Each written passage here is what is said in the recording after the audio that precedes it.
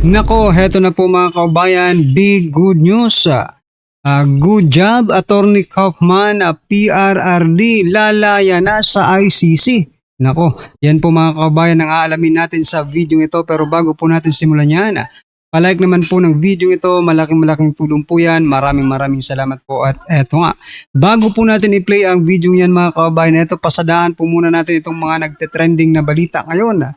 Dito po sa House of Representatives. Nako, BP Sara tuluyan ng i-impeach ng Kamara. Aba, ito mga kababayan, pakinggan po natin ang balitang ito at bigyan po natin ng reaksyon. Ito na po.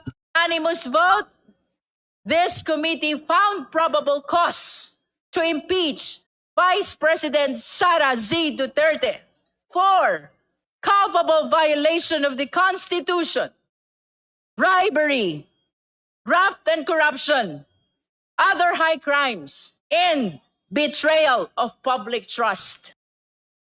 Grabe naman no mga kababayan, hindi ito nahihiya. Yung House of Representatives hindi po nahihiya sa pagbanggit ng graft and corruption, no? Betrayal of public trust. Sino po ba ang may mga kasong ganyan? Kanino po bang institusyon, di ba? Di ba, yung House of Representatives, mga kababayan, napakarami pong kaso ng graft and corruption. Dito nga lang po mga kababayan sa flood control scam, mga karibin natin, no? Masasabi natin corruption na po yan. Betrayal of public trust. Ang presidente po natin mga kababayan ay negatibo po ang trust rating. Hindi pa po ba yan betrayal of public trust mga kababayan? Ang kapal ng mukha nyo. That brings us to today. Ngayon, May 4. Kukumpirmahin natin kung anuman ang mga nangyari noong nakaraan sa pamamagitan ng isang committee report. We are therefore here to finalize the committee report along with the attached resolution setting forth the articles of impeachment. Our task is to approve these documents and transmit everything to the plenary. This is our mandate under the rules. Tayo ang Committee on Justice. Bukod tangi ang committee ito dahil sa buong listahan ng mga committee. Yan mga kababayan, bukod tangi daw ang committee nila mga kababayan. Paano hindi magiging bukod tangi kayo dahil kayo lang ang committee? Na wala kayong membro na hindi galit kay BP Sara. Diba? Lahat ng membro ninyo. Sa bagay, yung 19th Congress din, mga kababayan, galit din lahat ng committee kay BP Sara. Yung mga membro nila. Diba? Nung ang congressman pa, si Senator Rodante Marcoleta, diba? Bawat committee parang ayaw siyang paupuin dahil siya lang po ang nagsasalita sa kampo at ipinagtatanggol si BP Sara. No, sa kampo po ni BP Sara.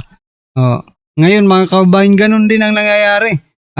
Bawat committee na ginagawa nila, bawat committee mga kababayan ay lahat ng membro ay mga galit, may mga atraso kay BP Sara. Nako po.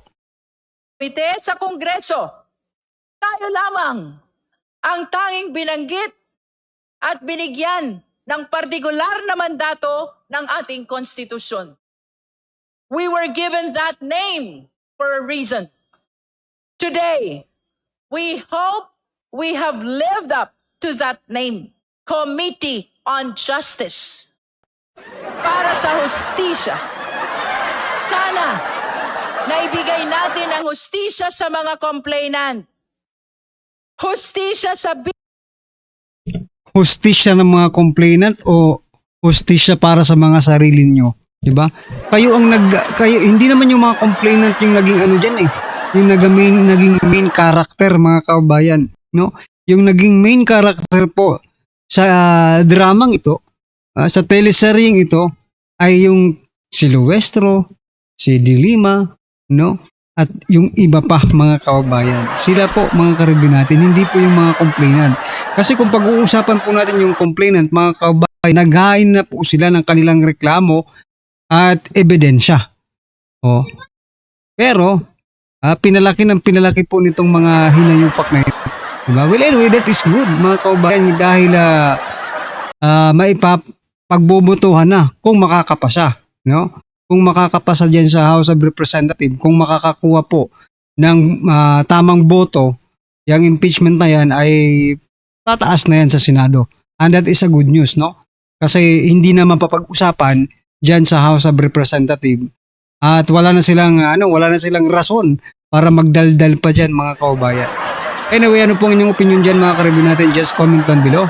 At ito mga kaubayan, pasadahan din po natin to mga karibin nating itong balitang ito, no? Itong patungkol kay Rimulya. Aba, ito po mga kaubayan. Sabi po kasi dito ni Rimulya, no? Sabi ni Rimulya, ba't ang hina ng palakpak nyo? Na nakakita lang ng Pangulo, mahina na ang palakpak nyo. Ha? Bakit ganun? Bakit humina ang palakpak dahil sa Pangulo mga kaubayan? Diba?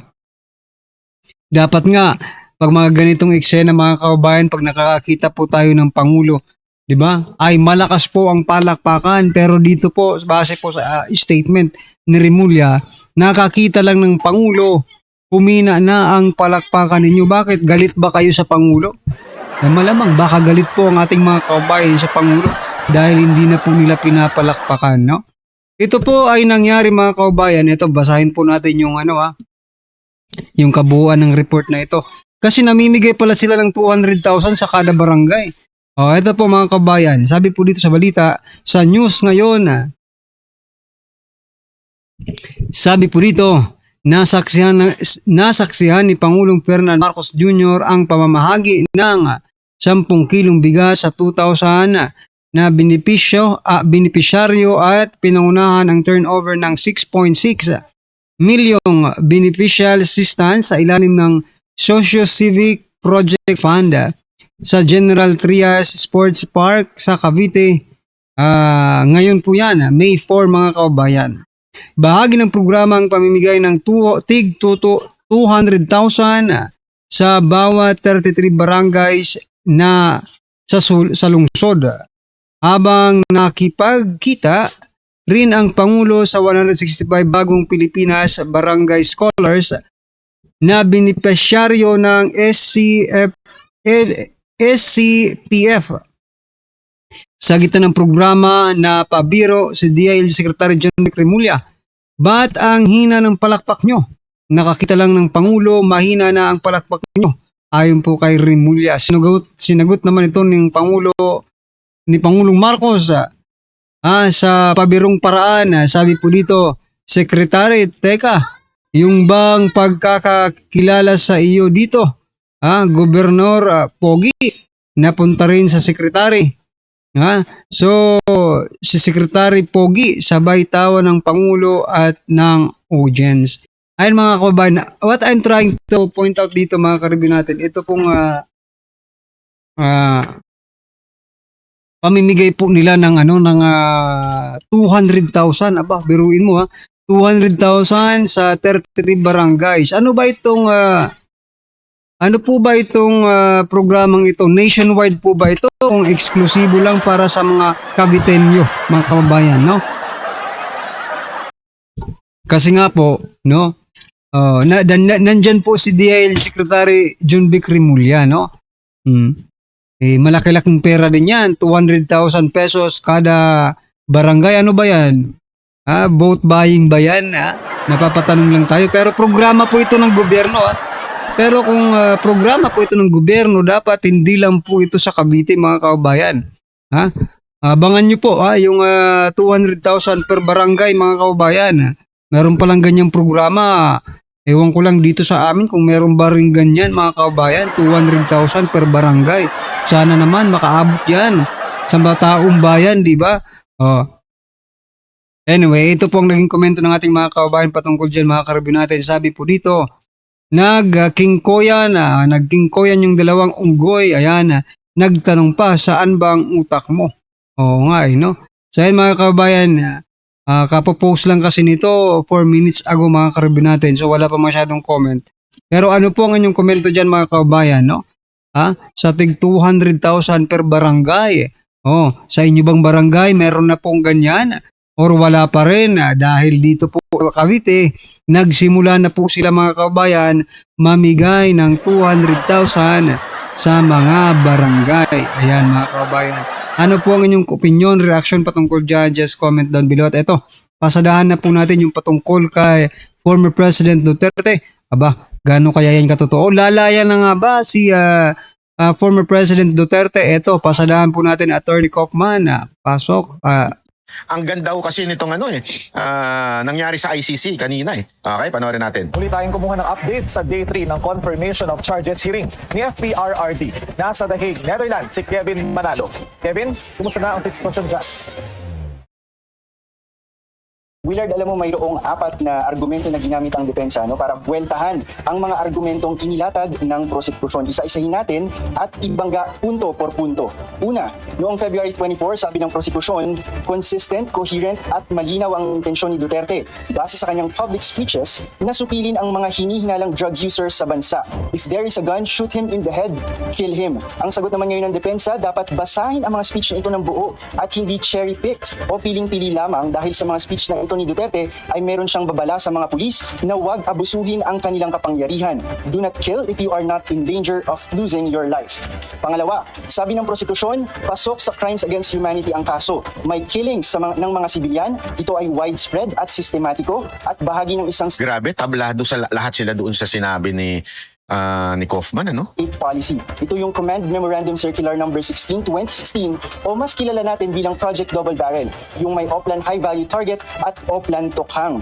Ang buwelta naman ng depensa, hindi umano widespread kung sa Davao lang nangyari. Wala umanong koneksyon ang 49 incidents na pinakita ng prosekusyon kung saan masasabing malawakan at sistematiko ang mga insidente ng pagpatay. Hindi rin daw mga sibilyan ang targeted population, kundi mga suspected drug users. Ito daw ay Remember, sinasagot lang niya dito punto by punto yung sinasabi nung nagpo-prosecute. Okay? Sinasagot niya punto by punto eh. random o kaya yung mga nanlaban. Sabi pa ni Kaufman, hindi binanggit ng Office of the Prosecutor na sa Project Double Barrel, ito ay alinsunod sa batas at may polisiya at guidelines sa proper conduct. Ang tindi nun, ano? Ginagamit pa yung salitang yung double barrel na yun. Hindi nila alam. Nasa batas yun ng Pilipinas. So the president is just following the law. Di ba? Sabi ng prosekusyon, ang hawak nilang ebidensya ay sapat, may mga testimonya, dokumento at iba pa na nagpapakita na may pattern ng pagpatay at karahasan. May diagram din kung saan makikita ang ugnayan ni Duterte sa mga co-perpetrators at kung paano ibinababa ang utos ng pagpatay. Paliwanag ng depensa, gumagamit lamang daw talaga si Duterte ng hyperbole o rhetoric sa kanyang speeches at hindi raw dapat ituring na state policy. Wala rin daw direct order na nagsasabing barilin ang mga suspect. At pang-apat, may criminal liability si Duterte bilang indirect co-perpetrator. May common plan para patayin ang mga suspected drug users at may control si Duterte sa isang organized structure yung tinatawag na Davao Death Squad. Sagot ng depensa dyan, walang plano para patayin ang mga suspected drug users dahil lehitimo umano ang mga operasyon. Ang salitang neutralize ay hindi raw nangangahulugan ng pagpatay. Pinabulaanan din ang Davao Death Squad. Ito umano ay imahinasyon lamang. At pinaliwanag din nila na ang tokhang nangangahulugan nito na pagsuko at hindi pagpatay. In summary, para sa prosekusyon, malinaw ang intensyon na pumatay, may ebidensya ang state policy na pumatay at hindi one-sided ang investigasyon na suportado ng credible na evidence. Ang restback ng depensa ay biased, hindi kumpleto at na-impluwensyahan lamang ng pamumulitika na pinalawig ng sensational na pagbabalita ng media. Willard. Kevin, may nabanggit ba ang depensa doon sa mga namatay na mga minor de edad o mga bata? At least doon sa first session ng submission on the merits. Meron ba silang sagot doon? Willard, wala silang sagot doon. At yan ang aabangan natin sa second session kung mabubuksan itong issue tungkol doon sa sinabi ng prosekusyon na 3 sa mga bata at 3 sa mga biktima ay mga bata. Doon yan sa count 1. Doon din sa count 3, meron ding mga bata na isama dyan sa listahan ng mga ebidensya na napatay. Pero let's see sa second session kung mababanggit itong mga kasong ito, Willard. Update, Kevin Manalo, nag-uulat ng live mula sa The Hague, Netherlands. Manatiling nakatutok sa Grabe. bilyon Di ba? Kita ninyo kung gaano yung nangyaring magandang pagsagot ni Kaufman doon sa bawat details na pinupukol prosecutor, di ba? Especially yung mga policy. Kasi dito magtataka kay, hindi ba sila nag-research yung prosecutor? Ginagamit nilang pangtabla kay Pangulong Duterte o pang-akusa kay Pangulong Duterte yung batas na pinatutupad ni Pangulong Duterte. So yan mga kababayan, ang tanong dito, makakalaya na ba si former President Duterte? Ayan mga kababayan, ano po ang inyong opinion, aksyon patungkol po sa video ito? Just comment down below at yan nga, maraming salamat po.